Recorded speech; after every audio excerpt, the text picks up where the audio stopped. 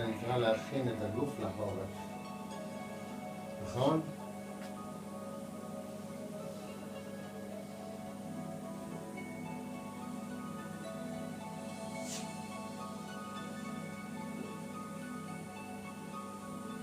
אפשר עוד קצת להשאיר.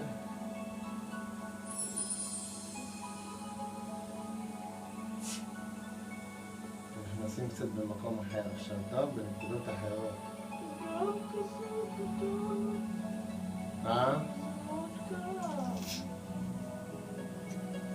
זה כאב?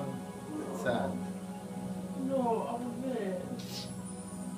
אל תגיד לי קצת. לא ששמת את זה, רציתי שתוריד את זה. לא תלכי איתי. זה בחורה עדינה. בחורה עדינה? כן. רוצה להיות בריאה? כן. אז זה הדרך, ועכשיו אנחנו מעמידים את זה ככה. לאט לאט לאט לאט. שתעלי,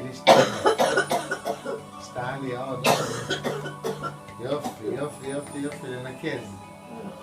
לנקז.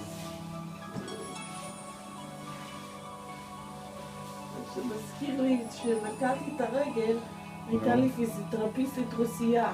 כן. אז היא אומרת לי, צריך לדרוך על הרגל, אני אומרת לה, זה כואב. היא אומרת לי, זה שכואב, זה מצוין, זה אומר שאת עובדת.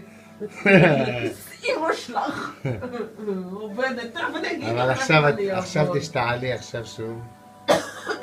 יפה, את רואה שכבר יש כיח. זה ממש גורם לי לאושר. מה אני אגיד לך? מחר את תרגישי טוב.